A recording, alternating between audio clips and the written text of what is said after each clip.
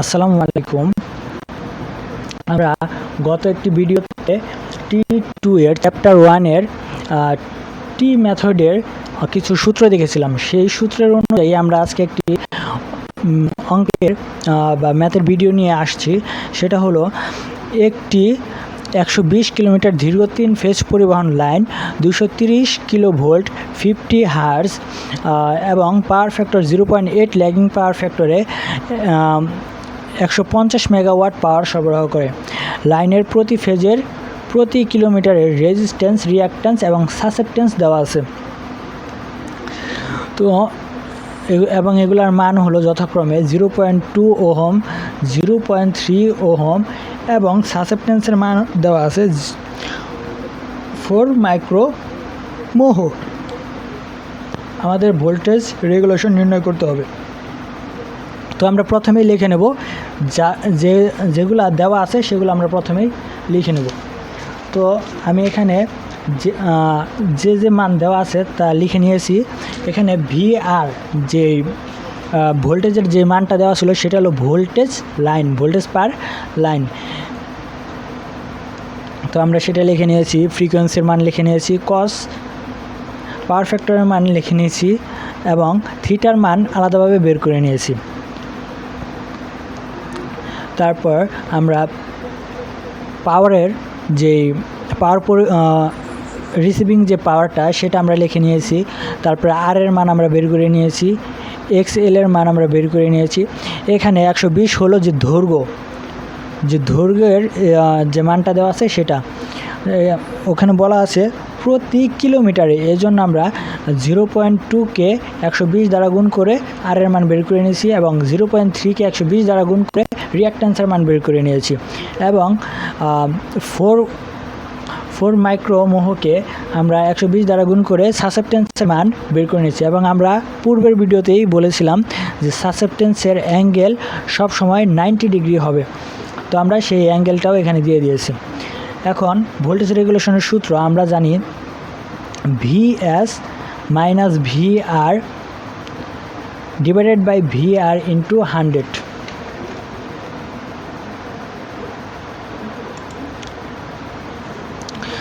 তো আমরা এখানে VR এর মান ইতিমধ্যেই প্রশ্নে দেওয়া আছে যা আমরা জানি। তো আমাদের VS এর মান বের করে নিতে হবে।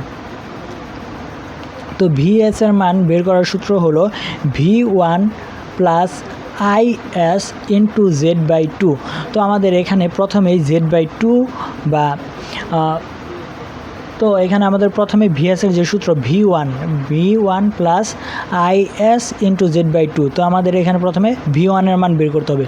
এখন V1 এর মান বের করতে হলে আমাদের যেই প্রশ্নে যে ভোল্টেজটা দেওয়া আছে লাইন ভোল্টেজ পার লাইন 230 কিলোভোল্ট, এটাকে আমরা ফেজ পার লাইনে আমাদের ভোল্টেজ পার ফেজে নিতে হবে।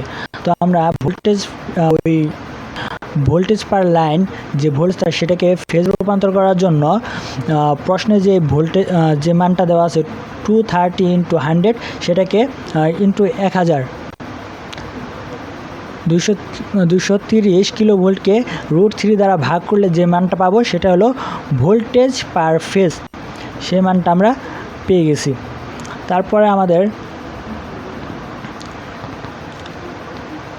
এখন আমাদের V1 এর মান বের করার প্রয়োজন। V1 এর মান বের করার সূত্রটি হলো VR plus IR into Z/2। তো আমরা V1 এর মান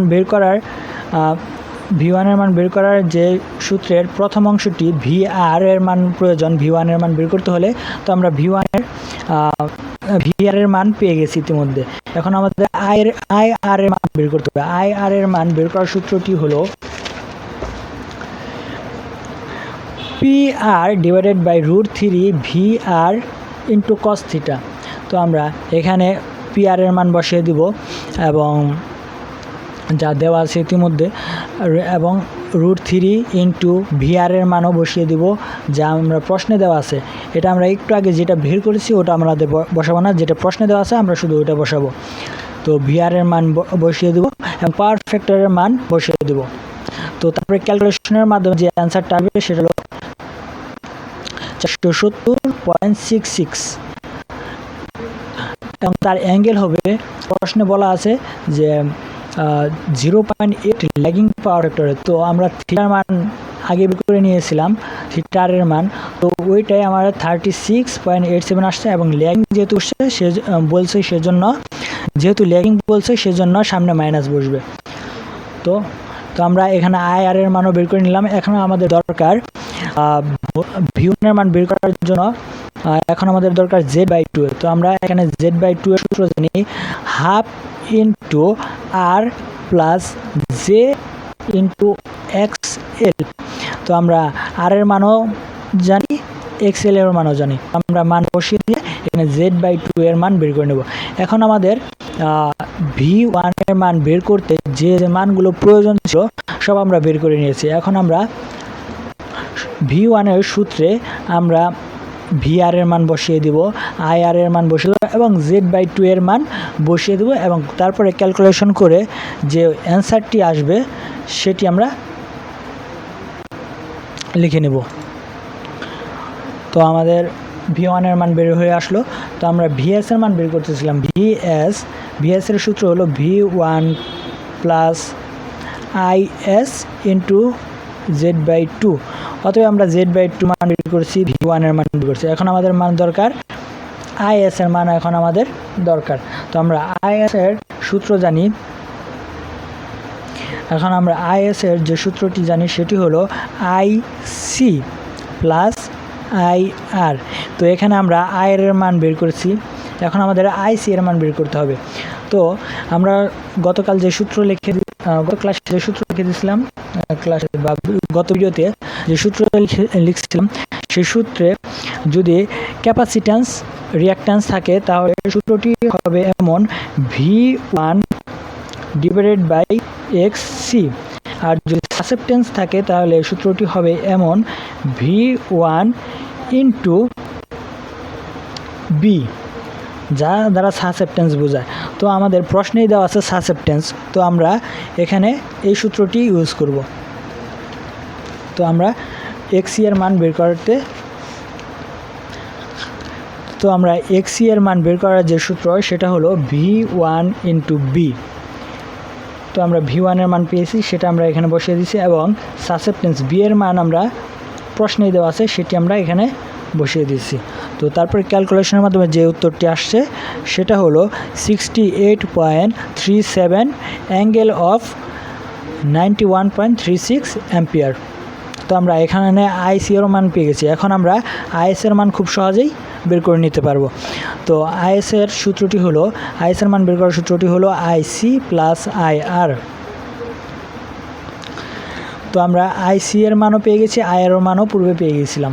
তো আমরা এই দুইটার মান বসিয়ে দিয়ে ক্যালকুলেশনের মাধ্যমে আমরা IS এর মান বের করে নিব।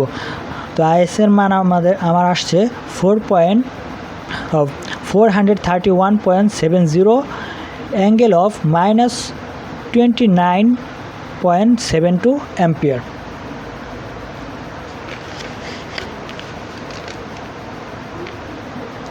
তো এখন আমরা VS, তো আমরা এখন VS এর মান খুব সহজেই বের করে নিতে পারবো। আমরা যেহেতু সবগুলোর মানই বের করে ফেলছি, তো আমরা এখন VS এর মান খুব সহজেই বের করে নিতে পারবো। তো V1 এর মান আমরা বের করে নিছি, V1 এর মান আমরা বসিয়ে দেবো VS এর যে সূত্রের মধ্যে, V1 plus IS into Z/2। তো V1 এর মান আমরা পেয়েছিলাম, তো আমরা V1 এর মান বসিয়ে দেবো। IS এর মান আমরা পেয়েছি, IS এর মান বসিয়ে দেবো এবং Z/2 এর মান আমরা অনেক আগে পেয়ে গেছি, তো আমরা সেটাও বসিয়ে দেবো।